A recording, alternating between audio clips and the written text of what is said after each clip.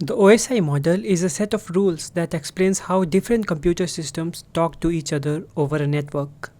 It breaks this complex process into 7 distinct layers, each with a specific job in handling data as it travels across the system. At the very top, we have the application layer. This layer is closest to the user, where you can actually interact with network services. Every time you browse a website, send an email, or download a file, you are using this layer. Protocols like HTTP, FTP, and DNS live here. Next up is the presentation layer. Think of it as the translator of the OSI model.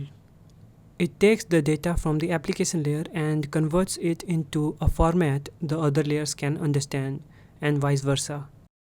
This is where things like data compression, encryption, and formatting happens. Then comes the session layer.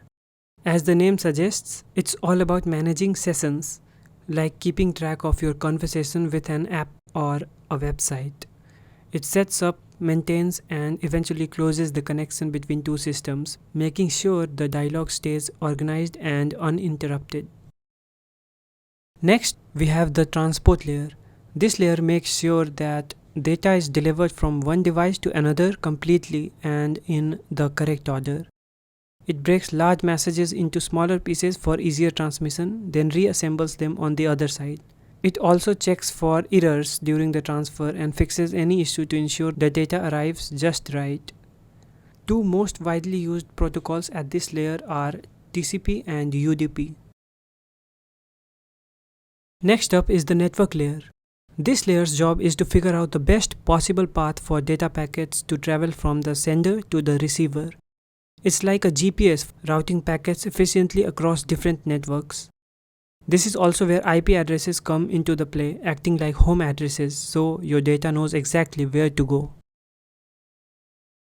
Then we have the data link layer.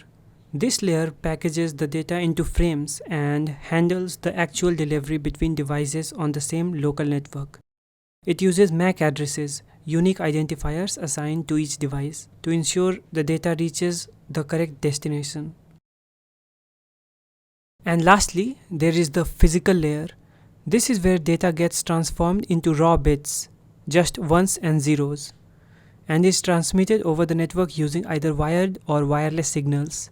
It's all about the actual hardware, cables, radio waves, and anything else that moves those bits from one device to another. Here is an intuitive way to understand how data moves through these layers. Imagine we start with some data at the application layer, maybe a message or a file.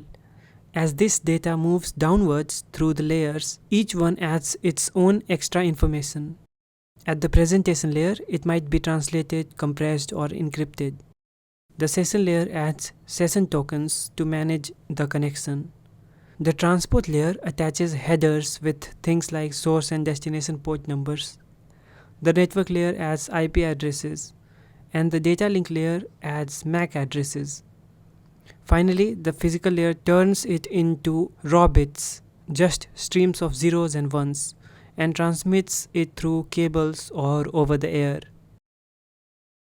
When the data reaches the destination, the process is reversed layer by layer, stripping off each piece of added information until it gets back to the original data and finally reaches the user at the topmost layer.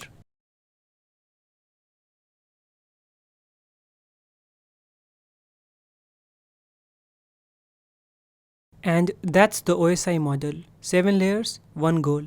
Making sure your data gets from point A to point B smoothly and securely.